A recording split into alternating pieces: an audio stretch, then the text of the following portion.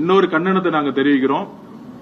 பொதுவா திமுக தேர்தல் காலங்கள்ல ஒரு 200 பேச்சாளர்களை வந்து காசு கொடுத்து அப்பாயின்மெண்ட் பண்ணுவாங்க. அவங்க திமுக காரங்களாவே இருக்க மாட்டாங்க, வேற அளவுக்கு திமுக காரங்க இல்லைன்னு சொல்லுவாங்க.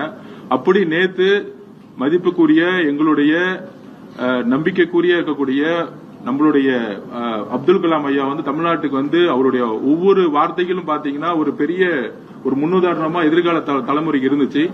அவரு கூட பணியாற்றிய ஒருத்தர் வந்து தன்னை வந்து அவரு கூட பணியாற்ற ஒரு பெரிய ஒரு பர்சனல் செக்ரட்டரி மாதிரி சொல்லி சுத்திட்டு இருக்கவரு, அவர் பேரை கூட சொல்ல எங்களுக்கு வந்து வாய் வர மாட்டேங்குது.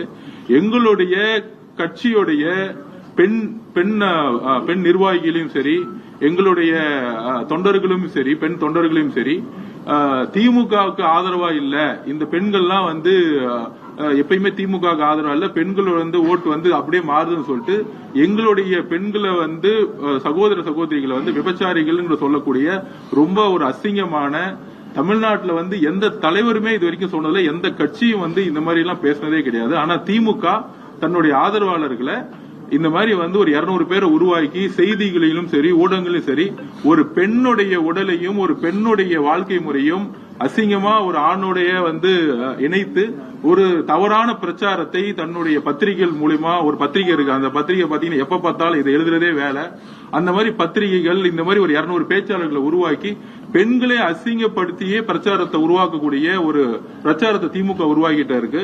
அவங்களுக்கு நாங்க கடுமையான கண்டனம் சொல்றோம். எங்களுடைய சகோதர சகோதரிகளுக்கு மேல கை வச்சாங்கன்னா எங்களுடைய சட்ட ரீதியான போராட்டம் சரி, இமீடியட்டா அவர் மேல வந்து எஃப்ஐஆர் ஃபைல் பண்ணி இந்த மாதிரி வந்து பெண்களை வந்து கொச்சைப்படுத்தினால எஃப்ஐஆர் பண்ணி அரெஸ்ட் பண்ணணும்னு வந்து சட்டமே சொல்லுது. அதை வந்து இமீடியட்டா வந்து நாளைக்கு தேர்தல் கமிஷனை நாங்க முறையிட போறோம். இந்த மாதிரி அவங்களை கைது செய்யணுங்கிறது நாங்க வந்து கடுமையா சொல்றோம். சார், இப்போ கூட டிஎம்கே கூட்டணி ஒரு செக்யூலர் டெமோக்ரசி அலையன்ஸ் நம்பிக்கை இருக்கிற Congress voters, Congress members, office பேரர்ஸ்க்கு ஒரு மெசேஜ் முதல் டிஎம்கே செக்குலர் பர்சன் எப்படி சொல்லுவீங்க? மதசார்பற்ற கூட்டணி பொய் தான் சொல்லுது. அதுக்கு ஒரு உதாரணமே சொல்லிடுறேன். பாண்டிச்சேரியில யாரு வந்து முதலமைச்சர் வேட்பாளர்? காங்கிரஸ் தானே. நாமினேஷன் பண்றதுக்கு லாஸ்ட் நாள் வரைக்கும் ஏன் வந்து பைனலிஸ்ட் யாரு ஒரு அந்த கூட்டணியை முடிக்க முடியாம யாரு ஏன் இருந்துச்சு? இதுதான் பிரச்சனை. அதுக்கு என்ன காரணம்? அதோடைய காரணம் ஒன்னே ஒண்ணுதான். ஜெகத் ரட்சகன் அனுப்பப்பட்டார். ஜெகத் ரட்சகன் ஏன் அனுப்பப்பட்டாங்க? காங்கிரஸ் கட்சியை உடைக்கணும். ஏன் உடைக்கணும்? அவருக்கு வந்து இடி ரைடு வந்து 1000 கோடி ரூபாய் 1500 கோடி ரூபாய்க்கு மேல பல பிரச்சனை இருக்கு. இப்ப பிஜேபிக்கு ஃபேவரா கடைசி நிமிஷம் வரைக்கும் BJP NR Congress alliance form பண்ணி அவர் டென்னிஸ் விளையாண்டுட்டு இருக்கார் சந்தோஷமா. ஆப்போசிட்ல கேண்டிடேட் போட முடியாம நாமினேஷன் முடிகிற வரைக்கும் கூட்டணி பேச்சுவார்த்தை நடத்திட்டு இருக்காங்க. என்ன திமுக 75 வருஷ கூட்டணி, என்ன காங்கிரஸ் 100 வருஷ கட்சிங்கிறாங்க. அப்ப காங்கிரஸ் கட்சியை கடைசி வரைக்கும் ஏமாத்தி நாமினேஷன் வரைக்கும் அந்த கட்சி சைன் போடாம வச்சு அந்த கட்சி நாமினேஷன் பண்ண விடாம பிஜேபிக்கும் இது பலன் யாருக்கு வரும்? இதோட பலன் பிஜேபிக்கும் என்ஆர் காங்கிரஸுக்கு வரும். பக்கத்துல இருக்கிற பாண்டிச்சேரிக்கு இந்த நிலைமை அப்படின்னா இதுதான் முதலமைச்சர் ஸ்டாலினுடைய நோக்கம். என்னன்னா பாண்டிச்சேரியில காங்கிரஸ் கவர்மெண்ட் வரக்கூடாது. இதுதான் அண்டர் டீலிங். டெல்லியில வந்து போய் பிஜேபி கூட போய் சைன் போட்டுட்டு நாங்க கடைசி வரைக்கும் இழுக்கிற மாதிரி இழுப்போம், நீங்க நாமினேஷன் பண்ணுங்க, எதிர்த்துல ஆளே இல்லாம நீங்க ஜெயிச்சிருங்க. இதுதான் டீலிங். இதுதான் வந்து செல்வம் ஐயா மாதிரி இருக்க காங்கிரஸ் தொண்டர்கள் குமுறாங்க. இதுக்கு உடனடியா இருந்தது யாரு? நாராயணசாமி. நாராயணசாமி ஐயா வந்து எப்பயுமே திமுக ஃபேவரா இருப்பாரு. எப்ப பார்த்தாலும் திமுக ஃபேவர்.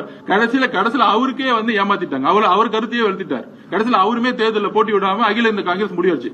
அதே மாதிரிதான் நான் இப்பயும் சொல்றேன். இங்க இருக்கக்கூடிய ஐயா சிதம்பரம் ஐயா போன்றவர்கள்லாம் காங்கிரஸ் கட்சியை வளர்க்காம காமராஜ் ஆட்சியை கொண்டு வராம தன்னுடைய அறிவையும் தன்னுடைய பொருளாதார அறிவுலாம் இருக்கு பாருங்க, அதெல்லாம் காங்கிரஸ் கட்சிக்கு வந்து சப்போர்ட் பண்ணாம திமுக வளர்க்கணும்னு நினைக்கிறாங்க. அப்ப தொண்டர்கள் வந்து ஆட்டோமேட்டிக்கா திமுக தாவேக பக்கம் திரும்புறாங்க. பாண்டிச்சேரியில் நடந்த ஒரு இன்சிடென்ட் காங்கிரஸ் இருக்கக்கூடிய அடியில் இருக்கக்கூடிய தொண்டர்கள் எல்லாருமே எங்க பக்கம் ஷிப்ட் ஆயிட்டே வந்துட்டு இருக்காங்க. ஒவ்வொரு நாளும் பல தலைவர்கள் வந்து தாவேகளை சேர்றதுக்கான எல்லா விதமான டெய்லி வந்து எல்லோரும் வந்து எங்களை வந்து பாக்குறதுக்கான ஒரு விஷயம் நடந்துகிட்டு இருக்கு. சோ பாண்டிச்சேரியில எப்படி காங்கிரஸ் திமுக ஏமாத்துச்சோ அதே மாதிரி இந்த தேர்தலையும் தமிழ்நாட்டில் திமுக காங்கிரஸை ஏமாத்திக்கிட்டு இருக்கு. உண்மையான தொண்டர்கள் காமராஜர் ஆட்சி வேணும்னா எங்களுடைய கொள்கை தலைவரும் காமராஜர் தான். அதனாலதான் எங்களை நோக்கி வராங்க. அவங்களை அன்போட வரவேற்போம், அரவணைப்போம். உண்மையான மதசார்பற்ற சமூக நீதி தலைவர் எங்களுடைய கட்சி தான். அதுபடிதான் நாங்க வந்து நடந்துகிட்டு இருக்கோம். அதை வந்து ஆழமா பதிவு பண்றேன். நான் இந்த கொஸ்டின் திருப்பியும் கேளுங்க. ஏன் வந்து பாண்டிச்சேரியில நாமினேஷன் முடிகிற வரைக்கும் திரு ஜெகத் ரட்சகன் அவர்கள் கடைசி நிமிஷம் வரைக்கும் பேச்சுவார்த்தை முடிக்க முடியாம நிப்பாட்டினாங்க. அதோட இழப்பு யாருக்குன்னா காங்கிரஸுக்கு தான். காங்கிரஸ் நாமினேஷன் பண்ண முடியாம கஷ்டப்பட்டாங்க, எந்த தொகுதியும் கொடுக்க முடியாம கஷ்டப்பட்டாங்க. இதோட இழப்பு பிஜேபி ஜெயிக்கிறதுக்கான எல்லா வழிமுறையும். மக்கள் நினைப்பாங்க இவங்களுக்குள்ள கூட்டணியே முடியவில்ல, இவங்களுக்குள்ள ஒற்றுமையே இல்ல அப்படின்னு ஒரு மெசேஜ் கொடுத்து பிஜேபி ஜெயிக்க வைக்கிற எல்லா வேலையும் ஸ்டாலின் அவர்களும் ஜெகத் ரட்சகனும் சேர்ந்து பண்ணிட்டாங்க. இதுதான் உண்மை, இதுதான் காங்கிரஸ்காரங்க நினைக்கிறாங்க.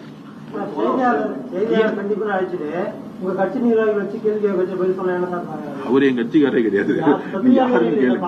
மத சார்பற்ற முறைன்னு கேட்டா நீங்களும் கொஸ்டின் கேளுங்க. நீங்க 100 கொஸ்டின் வேலை கேளுங்க. பாருங்க, யார் என்ன கொஸ்டின் வேலை கேட்க, நீங்க எந்த சேனல்ல நீங்க கூட எந்த கொஸ்டின் வேலை கேளுங்க. பத்திரிகையாளர் யார் என்ன கொஸ்டின் வேணா கேட்கலாம். இவங்க கேட்கணும், அவங்க இது டெமோக்ராட்டிக் கண்ட்ரி. நீங்க எந்த கொஸ்டின் வேணா கேளுங்க. கட்சி நிர்வாகி இல்லைங்க.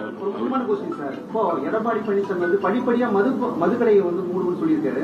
இப்போ வந்து பாத்தீங்கன்னா திமுகவுடைய அரசு வந்து இது வரைக்கும் 5 வருஷத்துல பாத்தீங்கன்னா போதை கலாச்சாரமா மாறி இருக்கு, இளைஞர்களுடைய வாழ்வாதாரம் பாதிக்கப்பட்டிருக்கு.